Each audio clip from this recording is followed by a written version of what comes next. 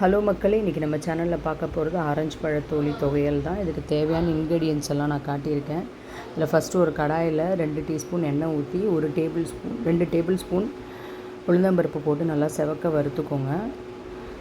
இதோட 3 காஞ்ச மிளகா நான் சேர்த்திருக்கேன். வறுக்கிறதுக்கு 3 காஞ்ச மிளகாவும் போட்டு வறுத்துக்கிறோம். இது செவக்க வறுத்துக்கோங்க. 3 காஞ்ச மிளகா வருது. இதுக்கப்புறம் போடுற இன்க்ரீடியன்ட் தான் ரொம்ப முக்கியமான இன்க்ரீடியன்ட். ஃப்ளாக்ஸ் சீட்ஸ், அதாவது ஆளி விதைன்னு கிடைக்கும். இதுவும் 2 டேபிள் ஸ்பூன் போடுறோம். இதையும் நல்லா வறுத்துக்கிறோம். தீயை விடக்கூடாது, மிதமான ஸ்பீடில் வச்சு அடுப்பை இது பண்ணிக்கோங்க. இதோட 1 டேபிள் ஸ்பூன் வெள்ளை எள்ளு. நான் அந்த வெள்ளை எள்ளு அதில் மென்ஷன் பண்ணல, நீங்கள் ஆட் பண்ணிக்கோங்க. இப்போ அதை வறுத்தது தனியாக எடுத்து வச்சுக்கிறோம். இப்போ அதே கடாயில் இன்னும் 1 டீஸ்பூன் எண்ணெய் ஊற்றி இதில் நம்ம இப்போ ஆரஞ்சு பழ தோலியை போட போகிறோம். ஆரஞ்சு பீல் அப்படின்னு சொல்லுவோம். அதை 2 சின்ன சைஸு கமலாரஞ்சு அதோட தோலி எடுத்துக்கிட்டு இருக்கேன்.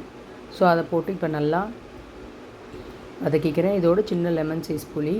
இப்போ இதோட கொஞ்சம் தண்ணி ஆட் பண்ண போகிறோம். தண்ணி ஆட் பண்ணி கொஞ்சம் அதை மூடி வைக்கணும். ஒரு 2 to 5 மினிட்ஸ் மூடி வச்சிங்கன்னா அந்த தோலி கொஞ்சம் சாஃப்ட் ஆகிடும் இல்லையா, அதுக்காக வேண்டி. உடம்புக்கு ரொம்ப நல்லது இந்த ஆரஞ்சு பழ தோலி.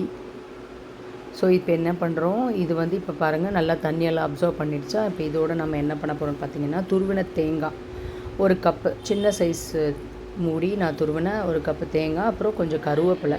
இதோட நீங்கள் உப்பும் போட்டுக்கலாம். உப்பும் போட்டு நீங்கள் வதக்கிக்கலாம், இல்லைனா நீங்கள் அரைக்கும் போது கூட போட்டுக்கலாம்.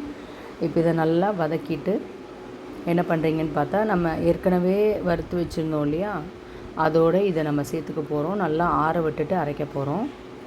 இப்போ பாருங்கள், இப்போ அரைக்கும்போது 1 டீஸ்பூன் பெருங்காயத்தூள் போட்டுக்கிறோம். போட்டுட்டு நீங்கள் அரைச்சிக்கலாம். கொஞ்சமாக தண்ணி விட்டு அரைச்சிக்கோங்க, அப்போ தான் துவையல் மாதிரி இருக்கும்.